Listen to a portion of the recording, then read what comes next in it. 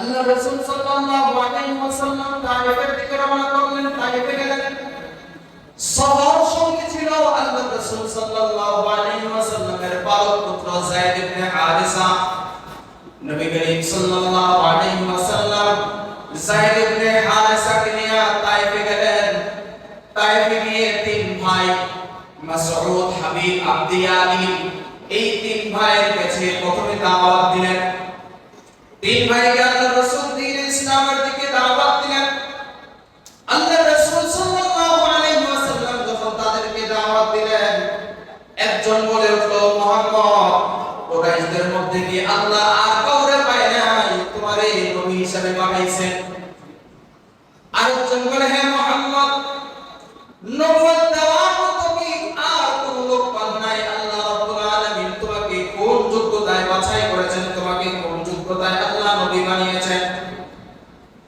আল্লাহ রাসূল সাল্লাল্লাহু আলাইহি ওয়াসাল্লামকে তৃতীয় ভাই জবাব দিল, মুহাম্মদ, তাইফে এসেছো, দ্রুত এখান থেকে সরে যাও, তোমার চেহারাটাও দেখতে চাই না। আম্মা জান হযরত আয়েশা সিদ্দিকা রাদিয়াল্লাহু তাআলা আনহা নবীকে জিজ্ঞাসা করেছিলেন, ইয়া রাসূলুল্লাহ, উহুদের ময়দানে আপনি অনেক আঘাতপ্রাপ্ত হয়েছেন, উহুদের ময়দানেও মক্কার কাফেররা আপনাকে অনেক কষ্ট দিয়েছে, তাইফের ময়দানেও আপনার উপরে অনেক জুলুম নির্যাতন চলেছে, ইয়া রাসূলুল্লাহ, বলেন তো উহুদের কথা বেশি স্মরণ হয়, আপনার কষ্ট হয় বেশি, নাকি তাইফের কষ্টের কথা বেশি স্মরণ হয়? আল্লাহ রাসূল সাল্লাল্লাহু আলাইহি ওয়াসাল্লাম জবাব দিলেন, উহুদের ময়দানে মক্কার কাফেররা আমার দাঁত ফেলে দিয়েছিল, উহুদের ময়দানে মক্কার কাফেররা আমার এখান থেকে লোহার শিকল ঢুকিয়ে এই চোখের নিচ দিয়ে বের করেছিল, উহুদের ময়দানে কাফেররা আমার এই দিক থেকে লোহার শিকল ঢোকায়া দিয়া মুখ দিয়ে বের করেছিল, উহুদের ময়দানে মক্কার কাফেররা আমার গর্দান দিয়ে লোহার শিকল ঢোকায়া দিয়েছিল। এত কষ্ট দেওয়ার পরেও আমার এত বেশি কষ্ট মনে হয় নাই, ওই উহুদের ময়দানের কষ্টের কথা আমার বেশি স্মরণ হয় নাই। কারণ কি জানো আয়েশা? কারণ তারা প্রস্তাব করলো, ও মুহাম্মদ, তুমি কি বড় নেতা হতে চাও? তাহলে বলো, কুরআন মক্কার মধ্যে সবচেয়ে বড় নেতা তোমাকে আমরা বানিয়ে দিব। আল্লাহ রাসূল বলেন, না না, আমার নেতা হওয়ার দরকার নাই। এবার কাফেররা বলে, মুহাম্মদ, তাহলে কি চাও? ধন সম্পদ চাও নাকি? যদি ধন সম্পদের প্রয়োজন হয় বলো, কুরআন মক্কার মধ্যে যত ধন সম্পত্তি আছে সমস্ত ধন সম্পত্তিগুলোকে তোমার সামনে স্তূপ করা হবে, তোমাকে এই ধন সম্পত্তির মালিক বানিয়ে দেওয়া হবে। আল্লাহ রাসূল বলেন, না, আমার এই ধন সম্পত্তির প্রয়োজন নাই। এবার মক্কার কাফেররা বলে, তাহলে বলো আর কি চাও?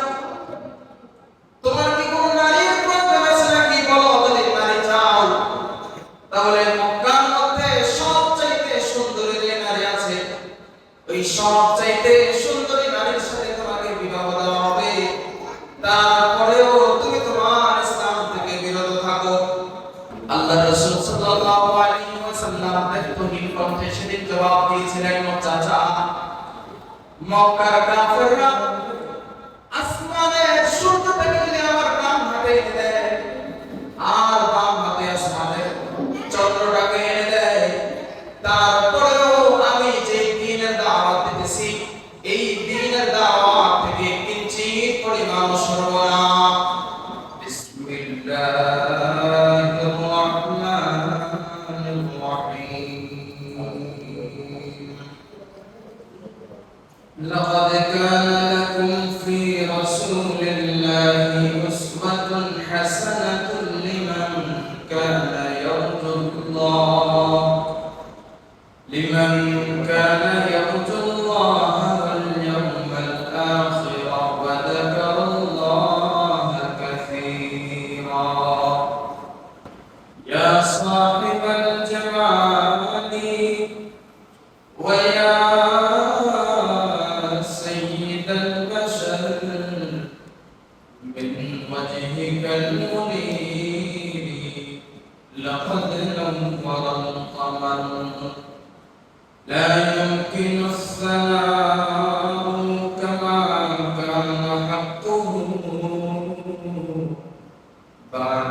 खुदा बुजुर्गों तुई बिस्मा मुख्तसर।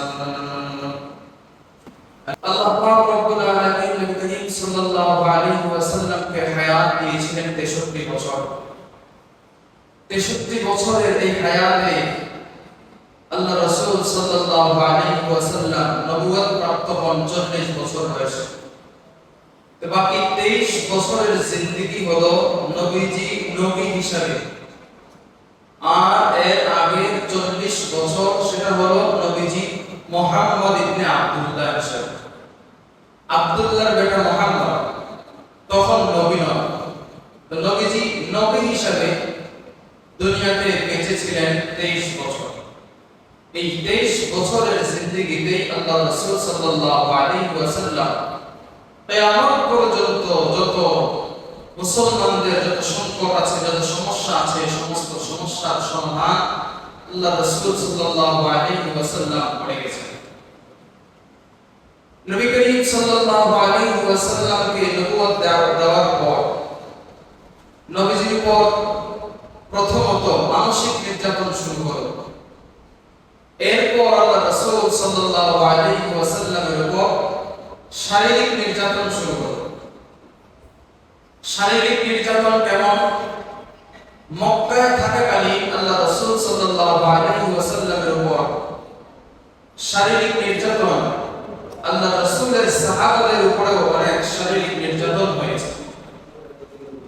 গত সপ্তাহে বলেছিলাম আল্লাহ রাসূল সাল্লাল্লাহু আলাইহি ওয়াসাল্লামের উপর উকবা ইবনে আবি মুআইদ নবীজির উপর সিজদারত অবস্থায় নবীজি যখন সিজদায় গিয়েছিলেন, ওদের নাড়িভুড়িগুলো নবীজির শরীরের উপর চাপিয়ে দিয়েছে।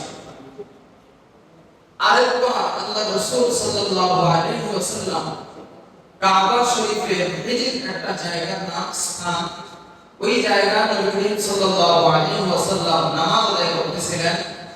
এমন অবস্থায় এই উকবা ইবনে আবি মুআইদ নিজের শরীরের যে চাদরটা ছিল ওই চাদর দিয়ে আল্লাহ রাসূল সাল্লাল্লাহু আলাইহি ওয়াসাল্লামকে গলায় ফাঁস দেন। তো নবী করিম সাল্লাল্লাহু আলাইহি ওয়াসাল্লামকে এরকম ভাবে বহু নির্যাতন করা হয়েছে। তো একক ভাবে নবীজির উপর নির্যাতন করেছে। তো যখন দেখলো যে মুহাম্মদের উপর একক ভাবে নির্যাতন করলে মুহাম্মদ তো তার আপন অবস্থা থেকে সরতেছে না, এবার বিকল্প কি করা যায়? তখন কুফারে কুরাইশ, মক্কার সমস্ত কাফির এবং নেতা যারা ছিল তারা সম্মিলিতভাবে পরামর্শ করলো যে কি করা যায়। পরে সিদ্ধান্ত হলো যে মুহাম্মদের গোত্র, মুহাম্মদ যেই গোত্রে, যেই শাখা গোত্রে, তাদের সকলকে মুসলমান হোক বাইরে মুসলমান হোক কাফের যারা তাদেরকে সহ বয়কট করা হবে। তাদেরকে বাজার সদায় কথাবার্তা, তাদের সাথে লেনদেন, বিবাহ শাদী, যত ধরনের লেনদেন হতে পারে, যত ধরনের সম্পর্ক থাকতে পারে, এই বনু হাশিম, বনু আব্দে মানাফ, বনু আব্দুল মুত্তালিব, এই গোত্র যেগুলো ছিল এদের সাথে বয়কটের ঘোষণা দিল। আর এই বয়কটের একটা চুক্তিপত্র করা হলো, যে চুক্তিনামা, একটা নথি বানানো হলো, কাগজে লিখে এটাকে বাইতুল্লাহ দেয়ালের মধ্যে টানিয়ে দেওয়া। তো এরকম ভাবে আল্লাহ রাসূল সাল্লাল্লাহু আলাইহি ওয়াসাল্লাম এবং তার আপনজন মুসলমান হোক কাফের হোক সকলকেই শিয়াবে আবু তালেবের মধ্যে প্রত্যেককে বয়কট করা হলো, বন্দী করা হলো। এবার তারা এখানে বন্দী হয়ে গেলেন, এখান থেকে কোথাও যেতে পারেন না। খাদ্য সংকট দেখা দিল, দুর্ভিক্ষ দেখা দিল। কেমন দুর্ভিক্ষ? এমন দুর্ভিক্ষ দেখা দিছে যে আল্লাহ রাসূল এবং অন্যান্য সাহাবায়ে কেরাম এবং অন্যান্য অমুসলমান যারা, তারা খাওয়ার মতো কোনো কিছুই যখন পায় নাই, তখন সর্বশেষ ওই জায়গাতে যে সমস্ত গাছ ছিল, যে সমস্ত লতা পাতা ছিল, ওই গাছের পাতা এবং অন্যান্য লতা পাতা খেয়ে তারা জীবন যাপন করেছে। এমন অবস্থা হয়ে গেছে যে খাবারের সংকটের কারণে যে তারা তো খাবারই পায় নাই, তাহলে খাবার না খেলে তাদের পেশাব পায়খানা হবে কোত্থেকে? তাদের পায়খানা এমন অবস্থা হয়েছে যে ছাগল যেরকম ভাবে পায়খানা করে গড়ি গড়ি এরকম অবস্থা হয়ে গেছে, তাদের সকলে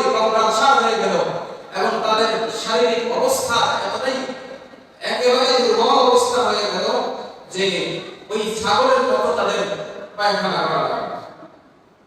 এরকম ভাবে নির্যাতন 3 বছর যাবত চলতে লাগলো। আল্লাহ রাসূল সাল্লাল্লাহু আলাইহি ওয়াসাল্লাম সহ অন্যান্যদেরকে 3 বছর এই ভয়াবহের মধ্যে থাকা লাগলো।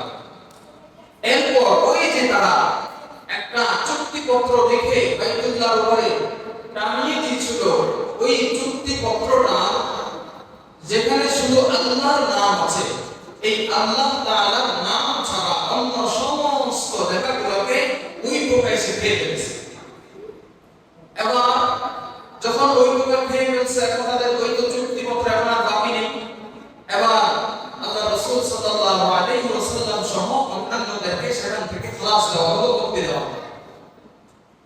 আল্লাহ রাসূল সাল্লাল্লাহু আলাইহি ওয়াসাল্লাম সেখান থেকে মুক্তি পেলেন। মুক্তি পাওয়ার পর শেষ অপশন যেটা ছিল যে মক্কাতে দ্বীনের দাওয়াতকে পৌঁছাবেন, সেটা তো আর হলো না। আল্লাহ রাসূলকে দমানোর জন্য, দ্বীনের দাওয়াত থেকে দমানোর জন্য কাফেররা বহু রকমের চক্রান্ত করেছিল।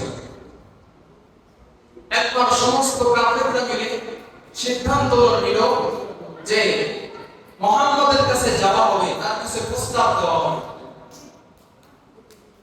আল্লাহ রাসূল সাল্লাল্লাহু আলাইহি ওয়াসাল্লামের কাছে সমস্ত কাফেরদের লিডাররা আল্লাহ রাসূলের কাছে জমা হয়ে গেল, একত্রিত হলো।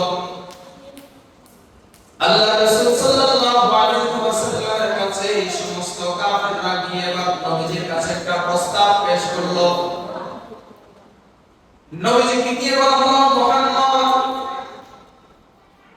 তুমি যে নবুয়তের দায়িত্ব পালন করতেছো, আল্লাহর দিকে তুমি যে দাওয়াত দিতেছো, ইসলামের দিকে যে দাওয়াত দিতেছো, আমরা তোমাদেরকে ভালো ভালো বলতেছি, এই দাওয়াত থেকে, এই কাজ থেকে তুমি ফিরে আসো। আল্লাহ রাসূল তখন বললেন, না, আল্লাহর পক্ষ থেকে এই দাওয়াতের জিম্মাদারি আমাকে দেওয়া হয়েছে, আমি এই জিম্মাদারি থেকে সরতে পারবো না। এবার তারা ভিন্ন একটা প্রস্তাব দিল, ও মুহাম্মদ, তাহলে বলো তোমার কি চাও? বাবা, আমাদের পক্ষ থেকে তুমি কি চাও? তুমি যা চাইবা সব কিছু আমরা দিতে তোমাকে প্রস্তুত। এবার তারা প্রস্তাব করলো, ও মুহাম্মদ, তুমি কি বড় নেতা হতে চাও? তাহলে বলো, পুরা মক্কার মধ্যে সবচেয়ে বড় নেতা তোমাকে আমরা বানিয়ে দিব। আল্লাহ রাসূল বলেন, না না, আমার নেতা হওয়ার দরকার নাই। এবার কাফেররা বলে, মুহাম্মদ, তাহলে কি চাও? ধন সম্পদ চাও নাকি? যদি ধন সম্পদের প্রয়োজন হয় বলো, পুরা মক্কার মধ্যে যত ধন সম্পত্তি আছে সমস্ত ধন সম্পত্তিগুলোকে তোমার সামনে স্তূপ করা হবে, তোমাকে এই ধন সম্পত্তির মালিক বানিয়ে দেওয়া হবে। আল্লাহ রাসূল বলেন, না, আমার এই ধন সম্পত্তির প্রয়োজন নাই। এবার মক্কার কাফেররা বলে, তাহলে বলো আর কি চাও? তোমার কি কোনো নারীর প্রয়োজন আছে নাকি? বলো, যদি নারী চাও তাহলে মক্কার মধ্যে সবচাইতে সুন্দরী যে নারী আছে, ওই সবচাইতে সুন্দরী নারীর সাথে তোমাকে বিবাহ দেওয়া হবে, তারপরেও তুমি তোমার ইসলাম থেকে বিরত থাকো। আল্লাহ রাসূল সাল্লাল্লাহু আলাইহি ওয়াসাল্লাম তাদের সমস্ত প্রস্তাবগুলোকে প্রত্যাখ্যান করলেন। তারা নিরাশ হয়ে চলে গেল। এবার যখন দেখলো কোনো ধরনের উপায় নাই, সমস্ত কাফেররা আবার ভিন্ন পন্থা অবলম্বন করলো। এবার তারা চিন্তা করলো, মুহাম্মদের কাছে গেলাম, মুহাম্মদ তো রাজি হয় নাই, তাহলে মুহাম্মদের অভিভাবক হলো চাচা আবু তালেব। দেখা যাক আবু তালেবের কাছে কি কোনো পন্থা অবলম্বন করা যায় কিনা, কোনো পথ বের করা যায় কিনা। এবার রাসূল সাল্লাল্লাহু আলাইহি ওয়াসাল্লামের চাচা আবু তালেবের কাছে মক্কার সমস্ত কাফেররা চলে গেল। মক্কার সমস্ত কাফেররা গিয়া আল্লাহ রাসূল সাল্লাল্লাহু আলাইহি ওয়াসাল্লামের চাচা আবু তালেবকে বলল, ও আবু তালেব, তুমি তো দেখতেছো তোমার ভাতিজার জ্বালাতনে আমরা মক্কায় থাকতে পারতেছি না। তোমার ভাতিজা আমাদের উপাস্য যারা আছে, আমাদের বাপ দাদারা যাদের উপাসনা করেছে, তাদের বিরুদ্ধে গালমন্দ করে বিভিন্ন কটু কথা বলে আমাদের যদি মুহাম্মদকে না শুনতাম তাহলে মুহাম্মদের ব্যাপারে চূড়ান্ত সিদ্ধান্ত নিতে আমরা বাধ্য হব। এবার আল্লাহ রাসূল সাল্লাল্লাহু আলাইহি ওয়াসাল্লামকে চাচা আবু তালেব বললেন, ভাতিজা শোনো, মক্কার কাফির মুশরিকরা আমার কাছে এসেছে, স্থানীয় লোকেরা আমার কাছে এসেছে, তুমি যে দ্বীনের দাওয়াত দাও ওই দ্বীনের দাওয়াত থেকে কিছুদিনের জন্য বিরত থাকো, তুমিও বাঁচো আমাকেও বাঁচাও।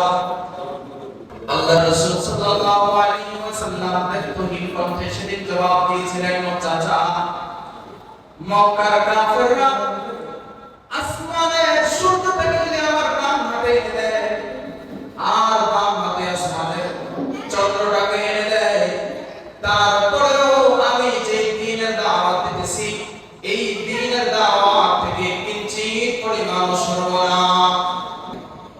আল্লাহ রাসূল সাল্লাল্লাহু আলাইহি ওয়াসাল্লামের চাচা আবু তালেব যখন দেখলেন ভাতিজা তার মতের উপরে দৃঢ়, সেখান থেকে সে সরবে না, এবার আল্লাহ রাসূল সাল্লাল্লাহু আলাইহি ওয়াসাল্লামকে শান্ত করার জন্য চাচা আবু তালেব বলে, ভাতিজা মুহাম্মদ যাও যাও, তুমি তোমার কাজ চালিয়ে যাও, দ্বীনের পথে তুমি তোমার দাওয়াত চালিয়ে যাও, আমি বেঁচে থাকা অবস্থায় তোমার উপরে কোনো ধরনের বিপদের আঁচড় লাগতেও দেব না, তুমি তোমার মতো কাজ চালিয়ে যাও। মুসলমান ভাইরা আমার, এখান থেকে কি বোঝা যায়? আল্লাহ পাক রব্বুল আলামিন আল্লাহ রাসূলের উপরে যে দ্বীনের দাওয়াতটাকে দিয়েছেন, যে দ্বীন ইসলাম দান করেছেন, এই দ্বীন ইসলামের প্রচার প্রসারের দায়িত্ব হলো মুসলমানদের, এই দ্বীন ইসলামের প্রচার প্রসারের দায়িত্ব হলো আমাদের। আল্লাহ পাক রব্বুল আলামিন আমাদেরকে যে দায়িত্ব দান করেছেন, ওই দায়িত্ব থেকে আমরা যদি সরে পড়ে যাই, দায়িত্ব থেকে যদি আমরা দূরে সরে যাই, আল্লাহ পাক রব্বুল আলামিন বেঈমান আবু তালেবের মাধ্যমে যেরকম ভাবে ইসলাম ধর্মকে রক্ষা করেছেন, তেমনি ভাবে আমরা যদি আমাদের দায়িত্ব থেকে দূরে সরে যাই, আমরা আমাদের দায়িত্বকে পালন না করি, তাহলে আল্লাহ রাব্বুল আলামিন আমাদেরকে হেদায়েতের রাস্তা থেকে দূরে সরিয়ে দিয়ে কাফের বেঈমানদের মাধ্যমে দ্বীনে ইসলামকে প্রতিষ্ঠা করবে। যেরকম ভাবে চাচা আবু তালেবের মাধ্যমে আল্লাহ রাসূলকে এবং আল্লাহ রাসূলের দ্বীনকে আল্লাহ রাব্বুল আলামিন হেফাজত করেছেন। শিয়াবে আবু তালেব থেকে বয়কট থেকে বের হওয়ার পর 6 মাস পরেই আল্লাহ রাসূল সাল্লাল্লাহু আলাইহি ওয়াসাল্লামের চাচা আবু তালেবের ইন্তেকাল হয়ে গেল। আবু তালেবের ইন্তেকালের মাত্র 6 দিন পরে আল্লাহ রাসূল সাল্লাল্লাহু আলাইহি ওয়াসাল্লামের প্রিয়তমা হযরত খাদিজাতুল কুবরা রাদিয়াল্লাহু তাআলা আনহার ইন্তেকাল হয়ে গেল। আল্লাহ রাসূল সাল্লাল্লাহু আলাইহি ওয়াসাল্লামের উপর আসমানের কালো মেঘ ঢেকে পড়ল। আল্লাহ রাসূল সাল্লাল্লাহু আলাইহি ওয়াসাল্লামকে চতুর্দিক থেকে দুঃখ দুর্দশা চেপে বসলো, কারণ নবীজির সান্ত্বনার বস্তু ছিল দুইজন। ঘরের বাইরে যখন বের হতেন, যত বিপদ আপদ আসতো, আল্লাহর রাসূলকে তার চাচা আবু তালেব হেফাজত করতেন। ঘরে যখন যেতেন, ঘরে গেলে বিভিন্ন টেনশন যখন কাজ করতো, বিপদ আপদ আসলে হযরত খাদিজাতুল কুবরা রাদিয়াল্লাহু তাআলা আনহা ছিলেন। ঘরের বাইরে দুজন দুইটাই সান্ত্বনা যখন দুনিয়া ছেড়ে চলে গেল, এবার আল্লাহ রাসূল সাল্লাল্লাহু আলাইহি ওয়াসাল্লামের উপরে চিন্তার ভাঁজ পড়ে গেল। মনে হয় যেন বড় একটা পাহাড় পড়ে গেল আল্লাহ রাসূলের উপর। এবার আল্লাহ রাসূল সাল্লাল্লাহু আলাইহি ওয়াসাল্লাম নিরাশ হয়ে গেলেন। নিরাশ হয়ে আবার চিন্তা করলেন, নিজের মাতৃভূমি জন্মভূমি মক্কাতে এতদিন যাবত 13 বছর যাবত মুসলমানদের মুসলমান বানানোর জন্য দ্বীনের দাওয়াত দিলাম, আল্লাহর পথে তাদেরকে ডাকলাম, মাত্র কয়েকজন ঈমান আনলো আর বাকিরা এখন ঈমান আনতেছে না। নিরাশ হয়ে গেলেন। এবার আল্লাহ রাসূল সাল্লাল্লাহু আলাইহি ওয়াসাল্লাম রওনা করলেন নবীজির দুধমার এলাকা তায়েফের দিকে। নবী করিম সাল্লাল্লাহু আলাইহি ওয়াসাল্লাম রওনা করলেন। আল্লাহ রাসূল সাল্লাল্লাহু আলাইহি ওয়াসাল্লাম তায়েফের দিকে রওনা করলেন। তায়েফে গেলেন। সফর সঙ্গী ছিল আল্লাহ রাসূল সাল্লাল্লাহু আলাইহি ওয়াসাল্লামের পালক পুত্র যায়েদ ইবনে হারিসা। নবী করিম সাল্লাল্লাহু আলাইহি ওয়াসাল্লাম যায়েদ ইবনে হারিসাকে নিয়ে তায়েফে গেলেন। মাসউদ, হাবিব, আব্দিয়ালি, এই তিন ভাইয়ের কাছে প্রথমে দাওয়াত দিলেন। তিন ভাইকে আল্লাহ রাসূল দ্বীন ইসলামের দিকে দাওয়াত দিলেন। আল্লাহ রাসূল সাল্লাল্লাহু আলাইহি ওয়াসাল্লাম যখন তাদেরকে দাওয়াত দিলেন, একজন বলে উঠল, মুহাম্মদ, কুরাইশদের মধ্যে কি আল্লাহ আর কাউরে পায় নাই, তোমারে নবী হিসেবে পাঠাইছেন? আরেকজন বলে, হ্যাঁ মুহাম্মদ, নবুয়ত দেওয়ার মতো কি আর কোন লোক পান নাই? আল্লাহ রাব্বুল আলামিন তোমাকে কোন যোগ্যতায় বাছাই করেছেন, তোমাকে কোন যোগ্যতায় আল্লাহ নবী বানিয়েছেন? আল্লাহ রাসূল সাল্লাল্লাহু আলাইহি ওয়াসাল্লামকে তৃতীয় ভাই জবাব দিল, মুহাম্মদ, তাইফে এসেছো, দ্রুত এখান থেকে সরে যাও, তোমার চেহারাটাও দেখতে চাই না। আল্লাহ রাসূল সাল্লাল্লাহু আলাইহি ওয়াসাল্লাম, যিনি চৌদ্দ জাহানের বাদশা, যাকে সৃষ্টি না করা হলে আল্লাহ রাব্বুল আলামিন দুনিয়া আখিরাতের কোনো কিছুই সৃষ্টি করতেন না। সোয়ালক্ষ পয়গম্বর আল্লাহ পাক রব্বুল আলামিন দুনিয়াতে প্রেরণ করতেন না। আল্লাহ পাক রব্বুল আলামিন যে মুহাম্মদুর রাসূলুল্লাহকে সৃষ্টি না করলে দুনিয়ার আকাশ বাতাস নদী পানি কোনো কিছুই আমাদের চোখে দেখতে পেতাম না। এমন একজন নবী, এমন প্রিয় হাবিবকে আল্লাহ পাক রব্বুল আলামিন কত বড় ধরনের পরীক্ষার মধ্যে নিযুক্ত করলেন। কেমন মায়ার নবী ছিলেন? হযরতে জাফর ইবনে সাবরা রাদিয়াল্লাহু তাআলা আনহু বলেন, একদিন অন্ধকার রাত্রিতে নয়, বরং পূর্ণিমা রাতে আল্লাহ পাক রব্বুল আলামিন 14 তারিখের যে চাঁদ দিয়েছেন, ওই চাঁদের দিন ওই চাঁদটার দিকে আমি একবার তাকাই, আর নবী মুহাম্মদুর রাসূলুল্লাহ সাল্লাল্লাহু আলাইহি ওয়াসাল্লামের চেহারার দিকে আরেকবার তাকাই। হযরতে জাফর ইবনে সাবরা বলেন, আল্লাহর কসম, আল্লাহর কসম, আসমানের চাঁদটা আমার কাছে কত সুন্দর মনে হয়েছে, আল্লাহ রাসূল সাল্লাল্লাহু আলাইহি ওয়াসাল্লামের চেহারাটা আমার কাছে ওই পূর্ণিমার চাঁদের চাইতে আরো বেশি সুন্দর মনে হয়েছে। কেমন চরিত্রের অধিকারী ছিলেন? আমরা জানি হযরতে আয়েশা সিদ্দিকা রাদিয়াল্লাহু তাআলা আনহা বলেন, ও দুনিয়ার মুসলমানেরা শোনো, আল্লাহ রাসূলকে আল্লাহ রাব্বুল আলামিন কেমন চরিত্র দিয়ে দুনিয়াতে প্রেরণ করেছেন। লাম ইয়াকুন ফাহিশান ওয়ালা মুতাফাহিশান। আল্লাহ রাসূল সাল্লাল্লাহু আলাইহি ওয়াসাল্লাম জিন্দেগিতে কাউকে গালি দেন নাই। আল্লাহ রাসূল সাল্লাল্লাহু আলাইহি ওয়াসাল্লাম জিন্দেগিতে কাউকে কষ্ট দিয়ে কথা বলেন নাই। আল্লাহ রাসূল সাল্লাল্লাহু আলাইহি ওয়াসাল্লাম কখনো কাউকে কটূক্তি করেন নাই। ওয়ালা সাখাওয়ান ফিল আসওয়াক। আল্লাহ রাসূল সাল্লাল্লাহু আলাইহি ওয়াসাল্লাম যখন বাজারে গিয়েছেন, প্রয়োজনে বাজারে গিয়ে শোরগোল করেন নাই, হই হুল্লোড় করেন নাই। এমন মায়ার নবী যখন ওই তিন ভাইয়ের কাছে দাওয়াত দিলেন, তিন ভাই তিন কথা বলে তাদেরকে নবীজিকে দূরে সরিয়ে দিলেন। শুধুমাত্র সেখান থেকে সরাইয়া দিলেন, দূর করে দিলেন তাই নয়, বরং তায়েফের যত নেতা ছিল সকলে মিলে তায়েফের যত দুষ্ট ছেলেগুলো ছিল সকলকে একত্রিত করলো। বলল, মক্কা থেকে একটা পাগল এসেছে, এই যে পাগল দেখো, এই পাগলটাকে তোমরা তায়েফ এলাকা থেকে বের করে দাও, তায়েফে যেন সে এক মুহূর্ত আর থাকতে না পারে। হযরত যায়েদ ইবনে হারিসা বলেন, আল্লাহ রাসূল সাল্লাল্লাহু আলাইহি ওয়াসাল্লামের উপর চতুর্দিক থেকে ছোট ছোট ধারালো পাথরের আঘাত আসতে লাগলো। আমি মাত্র একজন যায়েদ, আল্লাহ রাসূলের উপর ডান দিক থেকে পাথর আসে ডান দিকে চলে যায়, বাম দিক থেকে পাথর আসে বাম দিকে চলে যায়, সামনের দিক থেকে পাথর আসে সামনে চলে যায়। আমি আমার জন্য যতটুকু সম্ভব ছিল চেষ্টা করেছি আল্লাহ রাসূল সাল্লাল্লাহু আলাইহি ওয়াসাল্লামকে আমি হেফাজত করার জন্য। একটা সময় এমন হলো যে পাথরের আঘাত পেতে পেতে আমার পুরো শরীরটা রক্তাক্ত হয়ে গেল, আমি পড়ে গেলাম। এবার আল্লাহ রাসূল সাল্লাল্লাহু আলাইহি ওয়াসাল্লাম একা হয়ে গেলেন। এবার ওই দুষ্ট ছেলেরা আল্লাহ রাসূলকে একা পেয়ে পাথর নিক্ষেপ করা শুরু করলো।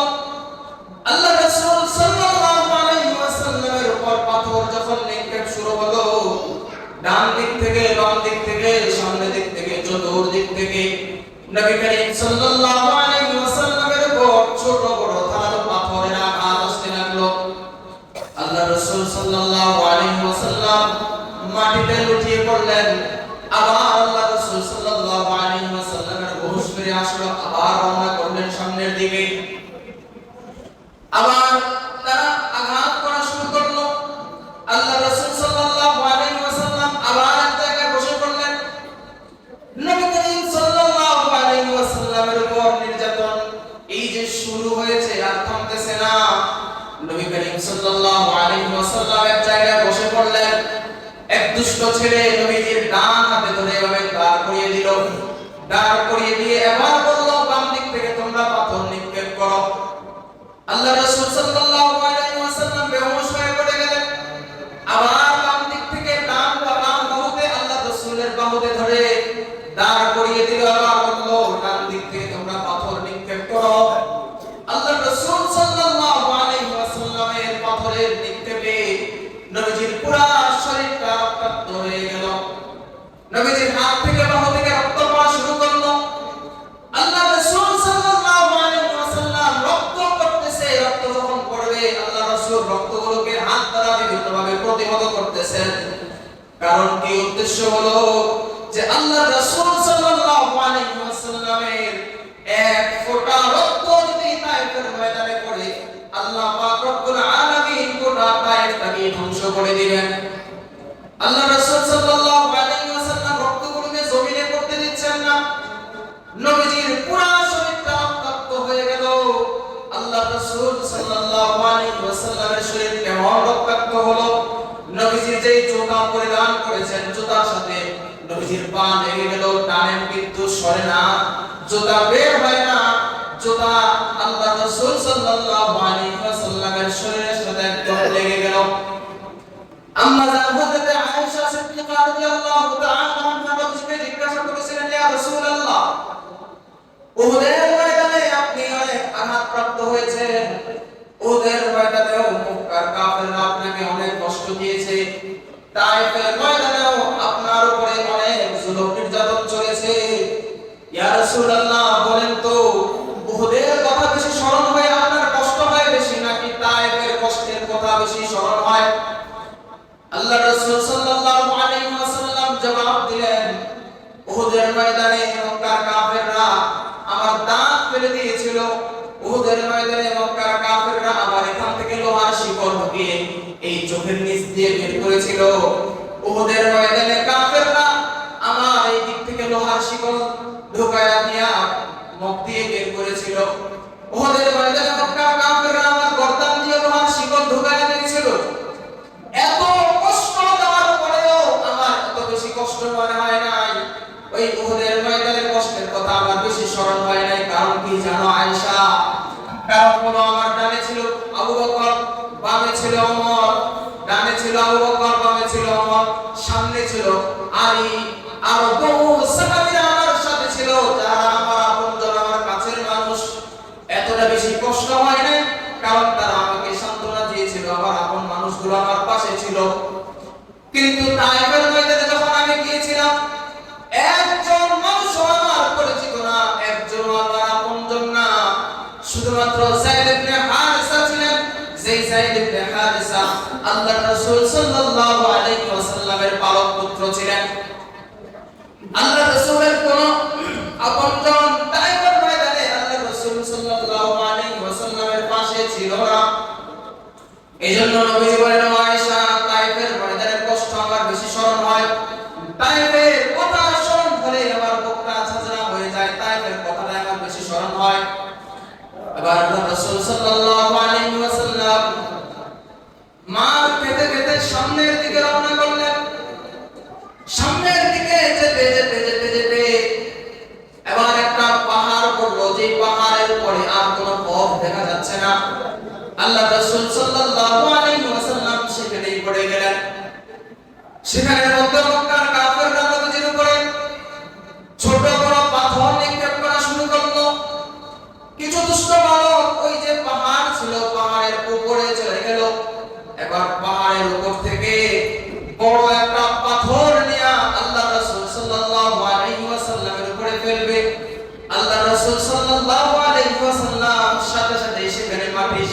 যাবে।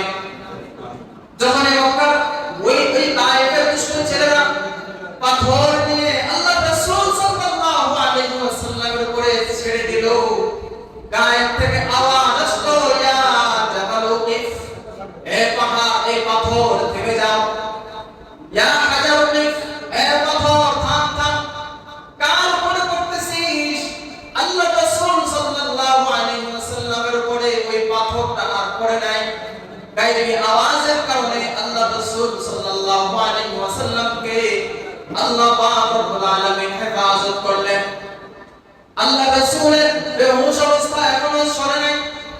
হযরত যায়েদ ইবনে হারিসা রাদিয়াল্লাহু তাআলা আনহু নিজের কোলের মধ্যে নবীজিকে নিয়া নবীজির শরীর থেকে পাথরগুলো সরাচ্ছেন আর কান্না করতেছেন। কান্না করা অবস্থায় হযরত যায়েদ ইবনে হারিসা অশ্রুর ফোঁটা কিছু দুই একটা অশ্রুর ফোঁটা নবীজির গায়ে পড়লো। নবীজির শরীরে অশ্রুর ফোঁটা পড়ার পর আল্লাহ রাসূল সাল্লাল্লাহু আলাইহি ওয়াসাল্লামের হুঁশ ফিরে আসলো।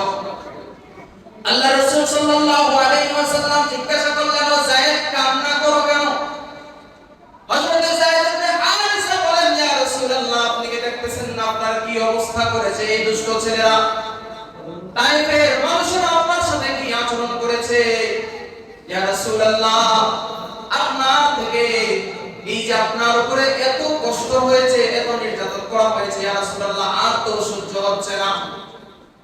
এবার আল্লাহ পাক রব্বুল আলামিন হযরত জিবরাইলকে পাঠিয়ে দিলেন। হযরত জিবরাইল আলাইহিস সালাম আল্লাহ রাসূল সাল্লাল্লাহু আলাইহি ওয়াসাল্লামের কাছে আসলেন।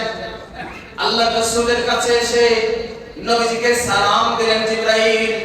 এবার নবীজি জিজ্ঞাসা করলেন, ও জিবরাইল, এই অবস্থাতে এই সময়ে তুমি কি কোরআন নিয়ে আসছো নাকি? কেন আসছো এইখানে? আল্লাহ রাসূলের জবাবে হযরত জিবরাইল বলেন, ইয়া রাসূলুল্লাহ, আমি একা আসি নাই। এই যে দেখেন তায়েফের পাহাড়ের জন্য নিযুক্ত যে ফেরেশতা, ওই ফেরেশতাকে নিয়ে এসেছি।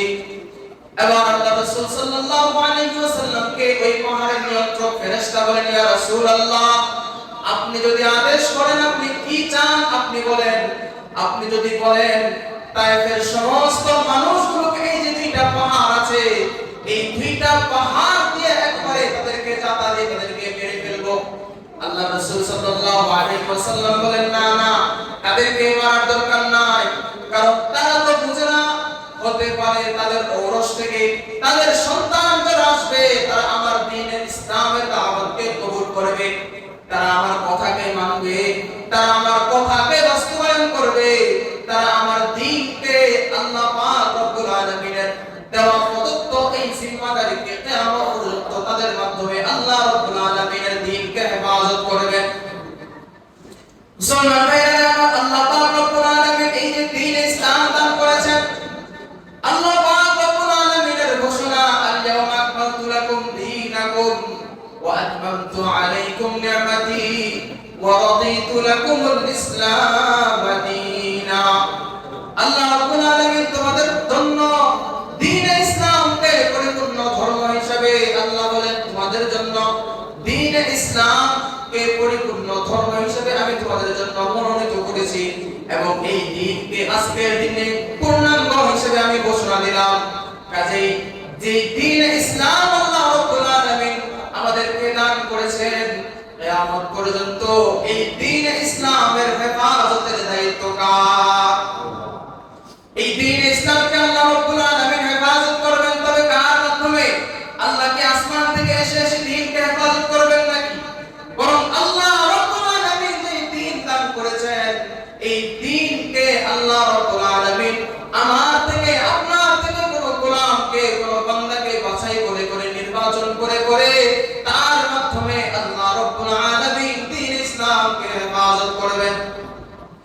মুসলমান ভাইরা আমার, এই দ্বীনের জন্য আল্লাহ রাব্বুল আলামিন নবীজিকে প্রেরণ করেছেন।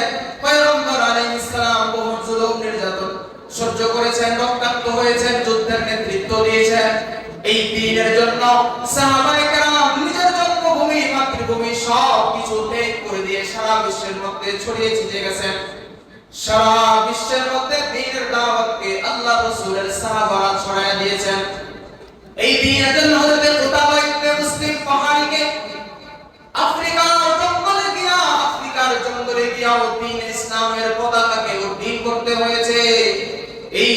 ইসলামের জন্য হযরতে তারিক বিন জিয়াদকে স্পেন বিজয় করতে হয়েছে। এই দ্বীন ইসলামের জন্য হযরতে আবু হানিফা নুমান ইবনে সাহাবাত রাহমাতুল্লাহি আলাইহি হযরতে আবু হানিফা রাহমাতুল্লাহি আলাইহিকে তৎকালীন সরকার প্রস্তাব দিল, আপনি এই দেশের প্রধান বিচারপতি হবেন। হযরত ইমাম আবু হানিফা রাহমাতুল্লাহি আলাইহি বলেন, না, আমি আপনার সরকারের প্রধান বিচারপতি হতে রাজি নই, কারণ আপনি শরীয়ত সম্মতভাবে রাষ্ট্র পরিচালনা করেন না। আমি আপনার কথা শুনতে রাজি নই, আপনার সরকারের কাজী ও কুযাত প্রধান বিচারপতি হতে আমি রাজি নই। হযরত ইমাম আবু হানিফা রাহমাতুল্লাহি আলাইহি মাত্র এই একটি কথা বলার কারণে হযরত ইমাম আবু হানিফা রাহমাতুল্লাহি আলাইহির হাত পা বেঁধে হযরত ইমাম আবু হানিফাকে বিষ পান করিয়ে শহীদ করে দেওয়া হয়েছে।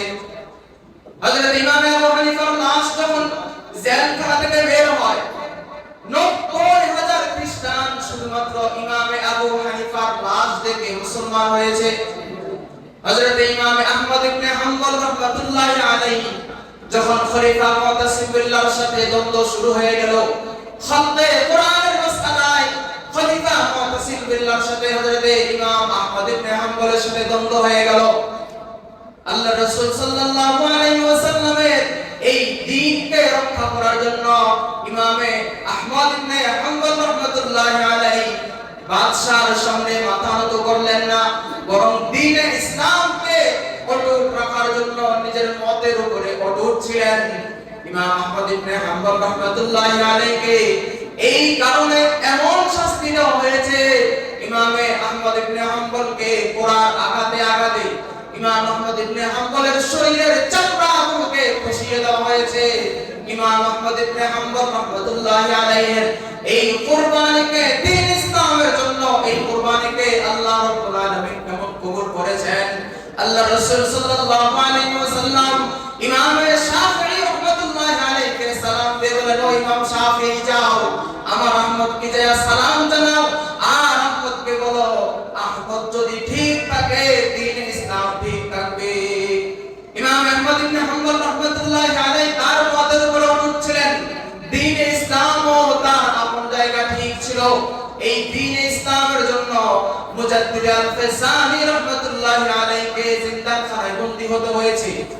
বাদশা আকবর যখন এই দ্বীন ইসলামকে দুনিয়া থেকে মুছে দেওয়ার জন্য, দুনিয়া থেকে ইসলামকে বিলুপ্ত করার জন্য বাদশা আকবর যখন দ্বীন ইলাহি নতুন এক ধর্ম প্রণয়ন করেছিল, তখন হযরতে মুজাদ্দিদ আল-ফিসানি রাহমাতুল্লাহি আলাইহি এই বাদশা আকবরের বিরুদ্ধে দাঁড়িয়ে গেলেন।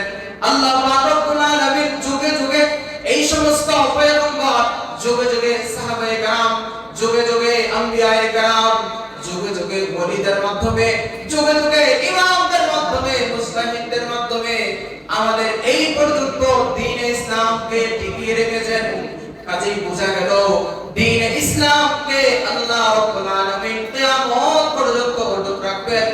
যারা বাধা দিতে আসবে, দ্বীন ইসলামের বিরুদ্ধাচরণ যারা করবে, তারা হালাক হয়ে যাবে, কিন্তু ইসলামের উপরে যারা থাকবে, আল্লাহ রাব্বুল আলামিন নিজ কুদরতিভাবে তাদেরকে সহযোগিতা করবে। আল্লাহ রাব্বুল আলামিন যে দ্বীন ইসলাম দিয়ে আল্লাহ রাসূলকে প্রেরণ করেছেন, আল্লাহ রাসূল মার খেয়েছেন, আল্লাহ রাসূল নির্যাতন সহ্য করেছেন, আল্লাহ রাসূলের ওয়ারিস যারা, তারাও এই দ্বীন ইসলামকে অটুট রাখার জন্য তারা মেহনত করেছেন, নির্যাতন খেয়েছেন, নির্যাতিত হয়েছেন, জুলুমের শিকার হয়েছেন, তারা জেলখানায় বন্দী হয়েছেন, কিন্তু বাতিলের সাথে আপোষ করেন নাই। তাহলে আল্লাহ রাব্বুল আলামিন এই দ্বীন ইসলামকে কিয়ামত পর্যন্ত অটুট রাখবেন। তারা দ্বীন ইসলামকে আমাদের পর্যন্ত পৌঁছানোর জন্য, কিয়ামত পর্যন্ত দ্বীন ইসলামকে অটুট রাখার জন্য তারা যে মেহনত করে গেছেন, নিজের রক্ত দিয়েছেন, ফাঁসি কাস্টে ঝুলেছেন, গলায় বেড়ি পড়েছেন, হাতে জিঞ্জির পড়েছেন, এই যে এত কষ্ট করেছেন, কাদের জন্য? আমাদের জন্য। কারণ কি? যাতে করে সঠিক ইসলামটা আমরা পাই, আর সঠিক ইসলামে দীক্ষিত হয়ে আল্লাহ রাসূলের, আল্লাহ পাক রব্বুল আলামিন আমাদের জন্য যে জান্নাত রেখেছেন, ওই জান্নাতের মেহমান হতে পারি। তো আল্লাহ পাক রব্বুল আলামিন এই যে তাদের থেকে মুজাহাদা নিয়েছেন, তাদের থেকে তারা বিভিন্ন ভাবে জুলুমের শিকার হয়েছেন, এই দ্বীন ইসলামকে যদি আমি আমার ব্যক্তিগত জীবনে পারিবারিক জীবনে যদি আমি বাস্তবায়ন না করি, তাহলে আল্লাহ রাব্বুল আলামিন ওই যে তাদেরকে যে জুলুম নির্যাতনের শিকার হতে হয়েছে, এগুলোর দায়ভার কিন্তু আমাদের উপরে চাপিয়ে দিবেন। তোমাদের কারণে তোমাদের পর্যন্ত দ্বীন ইসলামকে পৌঁছানোর জন্য তারা এমন নির্যাতনের শিকার হয়েছে। তোমরা কি করেছো? তোমার নিজের দিকে তাকাও, নবীজির আদর্শ তোমার মধ্যে কতটুকু আছে? নবীজির সুন্নতের লেবাস তোমার মধ্যে কতটুকু আছে? তুমি তোমার চেহারার দিকে তাকাও, তোমার চেহারার মধ্যে নবীজির আদর্শ কতটুকু আছে? তোমার মাথা থেকে পা পর্যন্ত তোমার পারিবারিক জিন্দেগিতে তোমার সন্তানের মধ্যে এই দ্বীন ইসলাম কতটুকু আছে? আল্লাহ পাক রব্বুল আলামিন এই যে দ্বীনকে দিয়ে তোমাদের পর্যন্ত পৌঁছানোর জন্য এত মেহনত নিয়েছেন উম্মত থেকে, এই মেহনতের কি মূল্যায়ন করেছো? যদি আল্লাহ রব্বুল আলামিন কিয়ামতের ময়দানে বিচারের কাঠ গড়ায় দাঁড় করিয়ে দেন, তাহলে রক্ষা পাওয়ার কোনো সুযোগ নাই। এজন্য মুসলমান, আল্লাহ পাক রব্বুল আলামিন তাদের থেকে কুরবানি দিয়েছেন, আল্লাহর রাসূল কুরবানি দিয়েছেন এই দ্বীনকে আমাদের পর্যন্ত সুচারুরূপে পৌঁছানোর জন্য। আল্লাহর রাসূল যে দ্বীনকে আমাদের পর্যন্ত পৌঁছানোর জন্য কষ্ট করেছেন, এই দ্বীনকে আমরা আঁকড়ে ধরব তো ইনশাআল্লাহ। সামনের মসজিদে, সামনের জামাত থেকে, আসরের জামাত থেকে এখন যারা আছে বলেন এই এলাকা থেকে, এই এলাকার মানুষ ছাড়া অন্য এলাকা থেকে কয়জন আসছেন দেখি? দুই একজন মাত্র। তাহলে সামনে আসরের জামাত থেকে মসজিদ পুরোপুরি ভরপুর থাকবে, থাকবে তো ইনশাআল্লাহ। জামাত ছুটবে না। যেখানেই যাই, যেখানেই সফর করি না কেন, যেখানে মসজিদ পাবো জামাতে শরীক হব। সফরের কারণে যদি নামাজে শরীক হতে না পারি, জামাতে শরীক হতে না পারি, কিন্তু সময়ের মতো যাতে নামাজ একজনের ছুটে না পারে, ছুটতে না পারে, এই ওয়াদা